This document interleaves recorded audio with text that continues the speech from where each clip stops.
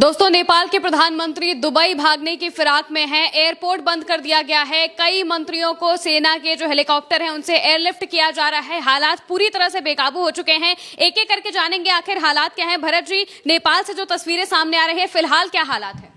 महिमा जी, नेपाल के राष्ट्रपति और नेपाल के प्रधानमंत्री के घर में आग लगा दी गई है और नेपाल के 4 मंत्री अब तक इस्तीफा दे चुके हैं और इस्तीफा देने के बाद नेपाल छोड़कर भाग रहे हैं। प्रधानमंत्री ओली भी नेपाल छोड़कर दुबई भागने की फिराक में है। सेना के हेलीकॉप्टर उनके घर के ऊपर देखे जा रहे हैं। नेपाल के हालात बेकाबू हो चुके हैं। जेन जी का जो प्रदर्शन है, जेन जी मतलब 18 से 27 साल के युवा सरकार के खिलाफ सड़कों पर उतरे। कल हमने देखा संसद में वो कूदे, संसद के ऊपर कब्जा किया, फिर उसके बाद सेना ने गोली चलाई। 20 के आसपास के युवा मारे जा चुके हैं, ये बताया जा रहा है।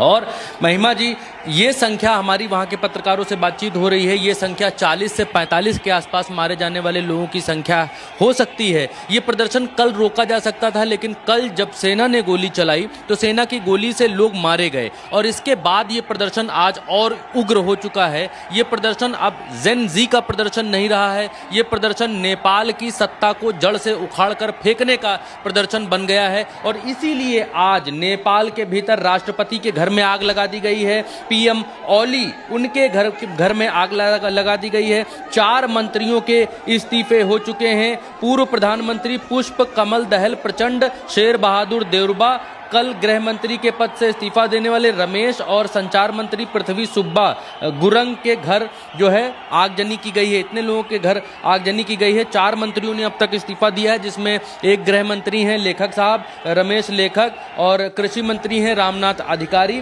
और स्वास्थ्य मंत्री प्रदीप पौडेल और जल आपूर्ति मंत्री प्रदीप यादव। इन मंत्रियों ने इस्तीफा दे दिया है और इस्तीफा देकर, सिर्फ इस्तीफा देना बहुत छोटी खबर नेपाल में हो गई है। ये सारे मंत्री जान बचाकर भाग रहे हैं। नेपाल का एयरपोर्ट बंद कर दिया गया है, जो त्रिभुवन अंतर्राष्ट्रीय हवाई अड्डा है उसको बंद कर दिया गया है नेपाल में। और उससे ये सारे मंत्री और प्रधानमंत्री, ये बतलाया जा रहा है, अभी जो खबर आ रही है कि वो दुबई भागने की फिराक में है, वहां से दुबई भाग सकते हैं। शहर में उनके लिए कोई भी सुरक्षित जगह नहीं बची है और इसीलिए ये सब वहां से भागने की फिराक में। आज जो जेन जी का प्रदर्शन है उसकी थोड़ी सी आवाज आपको सुननी चाहिए। देखिए किस तरीके से उग्र होता जा रहा है।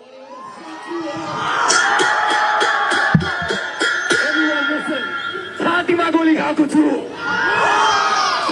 छातीमा कह रहे छाती पर गोली मारो। चस्मा फुटो आगे देश, मैले प्रपर डकुमेन्टेसन बनाएको छु। यो मेरो रगत हो, नेपालीको रगत हो। नेताहरूले बनाएका छन्, राइट? अब ये वहाँ के नौजवान लोग हैं जो नेपाल की भाषा में बोल रहे हैं। और भी वीडियोस हैं, आप देखिए, इधर आइए, दिखाइए इसको। ये अमेरिका का दलाल कहा जा रहा है गठबंधन की सरकार को। ये जो सरकार है, नेपाल के भीतर जो सरकार चल रही है, ये ओली सरकार जो चल रही है लेफ्ट और नेपाली कांग्रेस के गठबंधन से चल रही है। इन दोनों के बीच में एक गठबंधन हुआ था कि भाई 1.5 साल हम सरकार चलाएंगे, 1.5 साल आप सरकार चलाइए, और 1.5 साल की सरकार चलाने का ये कॉन्ट्रैक्ट था। लेकिन ओली जब तक प्रधानमंत्री थे, ओली के प्रधानमंत्री रहते हुए ही ये सारा कुछ हो गया है। ये वो संसद है जिसके ऊपर यहाँ के लोगों ने कब्जा कर लिया है। नेपाल के लोगों ने यहाँ की संसद के ऊपर कब्जा कर लिया है। ये अस्पताल है जहाँ पर जितने लोग मारे गए हैं, घायल हैं, सब अपना इलाज कराने के लिए इस अस्पताल में पड़े हुए हैं। नेपाल के बहुत सारे अस्पताल फुल बताए जा रहे हैं। काठमांडू के सारे अस्पताल फुल है वहां पर। ये देखिए प्रदर्शन हो रहा है, किस तरीके से प्रदर्शन चल रहा है। जेन जीज का ये प्रदर्शन है और आज प्रदर्शन और ज़्यादा उग्र हो चुका है। बच्चे सड़कों पर हैं, इनको बच्चे कहें तो ज़्यादा ठीक होगा। 18 साल से 26 साल की आयु के ये जो बच्चे हैं, ये सब सड़कों पर हैं। कल की जैसी ही तस्वीर आज भी यहाँ पर बनती हुई दिखाई दे रही है। आज ये प्रदर्शन हिंसक हो चुका है। महिमा जी, आज इस प्रदर्शन ने हिंसा का रूप ले लिया है। एक चीज़ और दिखाना चाहूँगा आपको, जल्दी से मैं इसको बंद करके एक चीज़ और दिखाना चाहता हूँ। ये है वो सबसे बड़ी तस्वीर। ये तस्वीर देखिए, प्रधानमंत्री और राष्ट्रपति के घर में देखिए किस तरीके से आग लगाई जा रही है, उनके घरों को फूंका जा रहा है। ये देखिए वहाँ नोट्स हवा में, जो पैसे हैं वो हवा में उड़ रहे हैं। अब ये कौन उड़ा रहा है, भगवान जाने कौन ये पैसे हवा में उड़ा रहा है। लेकिन प्रधानमंत्री, राष्ट्रपति और जितने मंत्री हैं, इन मंत्रियों के घरों को लोग आग लगा रहे हैं, आग के हवाले कर रहे हैं। और मंत्रियों के घर देखिए धूं धूं कर जल रहे हैं, पीछे से धुआं निकलता हुआ घरों के भीतर से दिखाई दे रहा है। और गोलियों की आवाज़ें भी यहाँ पर साफ तौर पर सुनी जा सकती हैं। और कुछ लोग ज़मीन से देखिए ये नोट उड़ा रहे हैं, जमीन से नोट उड़ा रहे हैं और खुशी मना रहे हैं कि उन्होंने इस सरकार को, इस गठबंधन सरकार को, नेपाली कांग्रेस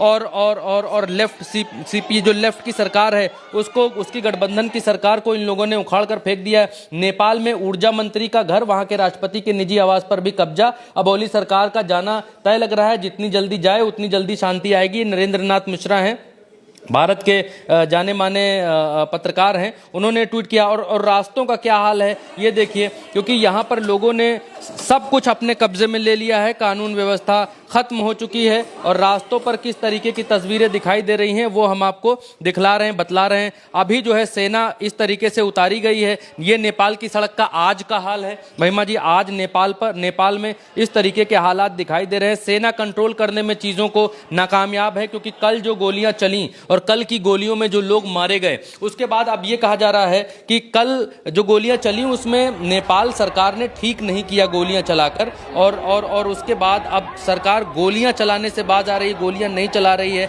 लेकिन अब प्रदर्शनकारी और ज़्यादा उग्र हो चुके हैं और प्रदर्शनकारी अब इस सरकार को उखाड़ फेंकने की लड़ाई पर आ गए हैं। अभी तक ये लड़ाई सिर्फ इस बात की थी कि नेपाल सरकार ने क्यों व्हाट्सएप, ट्विटर, फेसबुक जैसे सोशल मीडिया ऐप्स बंद किए, क्यों बंद किए। जब सरकार भ्रष्टाचार कर रही है और लोग इन पर लिख रहे हैं तो सरकार को बर्दाश्त नहीं हुआ और सरकार ने इन ऐप्स को, इन साइट्स को अपने देश में बंद कर दिया। नेपाल सरकार बहुत हद तक चीन से इन्फ्लुएंस है। नेपाल भी चीन बनना चाहता है। वहाँ भी एक एकाधिकार वाली सत्ता को ये लोग अपने साथ लेकर आना चाहते हैं कि जो राजा कहेगा, जो प्रधानमंत्री कहेगा वही होगा। दिखाने के लिए चुनाव होंगे, लेकिन यहाँ हुक्म सिर्फ राजा का चलेगा। लेकिन नेपाल की जनता ने ये दिखा दिया है कि यहाँ हुक्म राजा का नहीं चलेगा, जनता का ही चलेगा। और नेपाल चीन नहीं हो सकता। इसीलिए नेपाल की जनता ने, यहाँ के राष्ट्रपति, प्रधानमंत्री, यहाँ की पूरी की सरकार, ये कहना गलत नहीं होगा कि पूरी की पूरी सरकार को उखाड़ कर फेंक दिया है।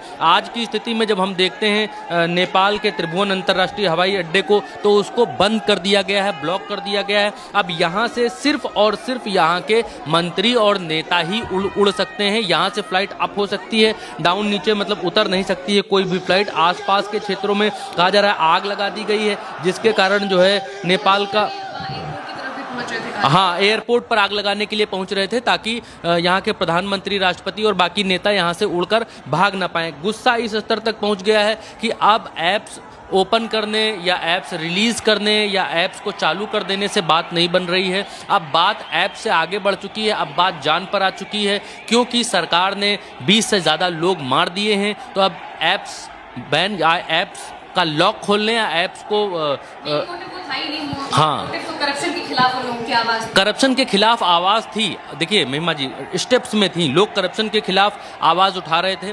सरकार ने अपनी पैरेलल गोदी मीडिया खड़ी कर दी नेपाल के भीतर। गोदी मीडिया वही बता रहा था जो सरकार कह रही थी। फिर लोगों ने सोशल मीडिया के जरिए आवाज़ उठाने शुरू की। सोशल मीडिया से जब आवाज़ उठाई तो सरकार को बुरा लगा। सरकार को लगा कि गोदी मीडिया को इतना पैसा खर्च करके अपने कब्जे में लिया है और फिर भी आवाज़ें नहीं रुक रही हैं सरकार विरोधी। तो इन लोगों ने उन सोशल मीडिया ऐप्स को बैन कर दिया। जब सोशल मीडिया साइट्स को बैन किया तो उसके बाद लोग सड़कों पर उतर आए सोशल मीडिया बैन खुलवाने के लिए कि आप व्हाट्सएप, फेसबुक, ट्विटर ये सब बैन कैसे कर सकते हैं, इसको खोलिए। प्रदर्शन शुरू हुआ। तो जब प्रदर्शन शुरू हुआ तो लोग संसद के भीतर घुस गए। जब संसद के भीतर लोग घुस गए, 12,000 लोग संसद के भीतर घुसे, तो वहां की सरकार ने गोली चलाने के आदेश दे दिए। सेना ने गोली चला दी, सीने पर गोलियां मारी हैं इन लोगों ने। 20 से ज़्यादा लोग, सरकारी आंकड़ा 19 का है, लेकिन वहां के पत्रकार, हमारे साथी बता रहे हैं तकरीबन 40-45 लोग मारे गए हैं। तो अब ये मामला सोशल मीडिया ऐप्स या साइट से बैन उठाने का नहीं रह गया है। अब ये मामला आर पार की लड़ाई का हो गया है और नेपाल की सरकार को उखाड़ फेंकने का हो गया है। और इसीलिए नेपाल में राष्ट्रपति हो, प्रधानमंत्री हो, वहाँ के मंत्री हो, कोई भी सुरक्षित नहीं रह गया है। जो मंत्री नेता अब तक भौकाल में नेपाल के भीतर सुरक्षा में जी रहे थे, अब सबसे ज्यादा खतरे में वही नेता हैं, सबसे ज्यादा खतरे में वही प्रधानमंत्री हैं, वही राष्ट्रपति हैं। हालात बेकाबू हैं, पूरी की पूरी सरकार देश छोड़कर भागने की फिराक में है और सेना के हेलीकॉप्टर गड़गड़ा रहे हैं और नेपाल के प्रधानमंत्री और राष्ट्रपति के घरों से उनको वहां से रेस्क्यू करके निकालने की तैयारी कर रहे हैं। ये खबरें निकल कर आ रही हैं। बिल्कुल, यानी कि नेपाल में लगातार जो स्थिति है वो बेकाबू होती जा रही है। लोग बिल्कुल भी नहीं चाहते हैं कि ये सरकार सत्ता में रहे, उन्हें सत्ता से उखाड़ फेंकने की उनकी मांग है और इसी वजह से प्रदर्शन लगातार चल रहे हैं। कहा जा रहा है जब तक प्रधानमंत्री इस्तीफा नहीं देंगे तब तक ये प्रदर्शन नहीं रुकने वाला है। अब देखना होगा कि ओली सरकार आखिर करती क्या है। फिलहाल के लिए मेरे साथ इस चर्चा में इतना ही। आप देखते रहिए उल्टा चश्मा यूसी।